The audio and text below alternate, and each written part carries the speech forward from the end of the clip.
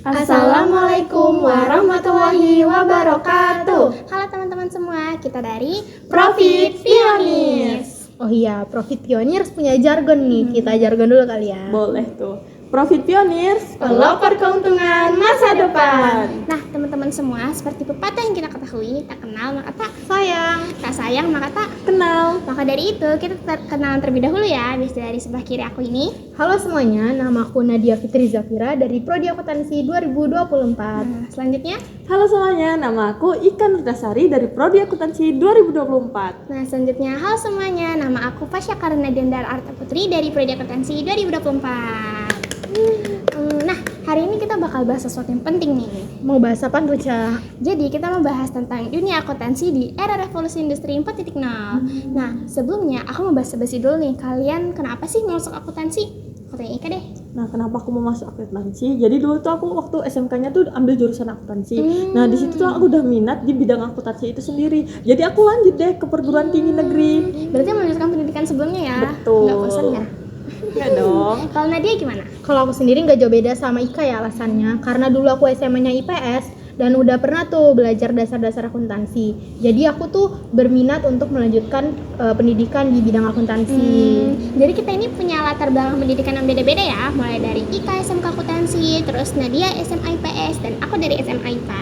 Nah, kita lanjut aja nih. Kalian tahu nggak sih revolusi industri itu apa? Nah, secara singkatnya ya, dari info yang aku baca, revolusi industri adalah perubahan ekonomi dari yang awalnya bersifat tradisional menggunakan tenaga manusia, berubah menjadi bertenagakan mesin. Revolusi industri ini udah terjadi 4 kali loh. Revolusi industri 1.0, 2.0, 3.0, dan 4.0, begitu. Gitu. Berarti udah terjadi beberapa kali gitu ya? Benar-benar. Sekarang berarti kita udah masuk ke revolusi industri 4.0 dong ya? Bener banget tuh, Ca. Jadi zaman sekarang tuh kita tuh udah sangat bergantung dengan namanya tuh teknologi. Nah, di mana hal ini terjadi revolusi industri 4.0 itu. Nah, seperti penggunaan internet, kecerdasan buatan, atau yang biasa kita sebut dengan namanya AI. Oh iya, mau baru banget nih. Selain itu, ada lagi nggak sih yang menandai terjadinya revolusi industri 4.0 ini? Ada, yaitu penggunaan komputer. Nah, kita ya sebagai mahasiswa akuntansi pasti bakal bergantung banget sama yang namanya komputer. Kita bakal mengerjakan tugas-tugas kita nih menggunakan komputer. Nah, bener banget tuh, Nat. Karena dulu pas zaman SMK aku tuh sekolah kami tuh udah menerapkan Mayop dan Excel.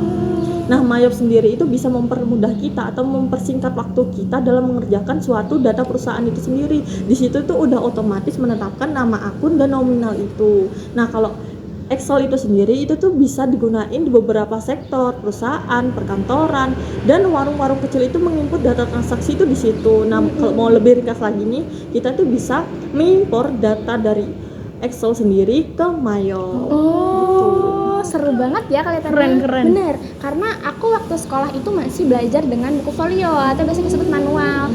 Jadi belum familiar gitu sama yang Ika sebut tadi. Kalau Nadia sama nggak? Sama-sama, Ca. Nah, karena dulu cuma belajar dasar-dasarnya ya, kayak buat buku besar, jurnal gitu. Jadi kita masih masih pakai buku folio nih.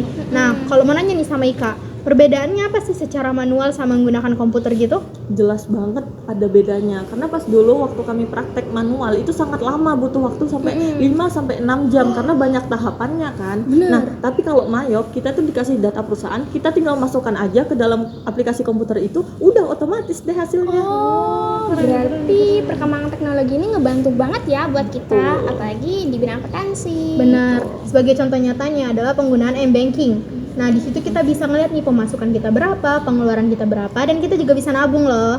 Selain itu ada juga pembayaran menggunakan kris. Contohnya adalah di kantin FEB Unmul nih. Betul, kantin FEB Unmul ini udah menerapkan pembayaran digital atau kris, dan bikin aku kaget karena mereka tuh udah maju banget kelihatannya. Soalnya di sekolah aku dulu masih menggunakan pembayaran uang tunai. Gitu. Ngomong-ngomong tentang pembayaran digital nih, dulu pas aku PKL, aku kan di bidang pajak. Nah, di mana pemerintahan daerah itu menerapkan cash register. Nah, di mana di situ tuh biar kita tuh mengetahui transaksi jual beli perusahaan atau warung-warung kecil itu. Jadi audit itu biar tahu PPN-nya dari warung-warung itu sendiri gitu.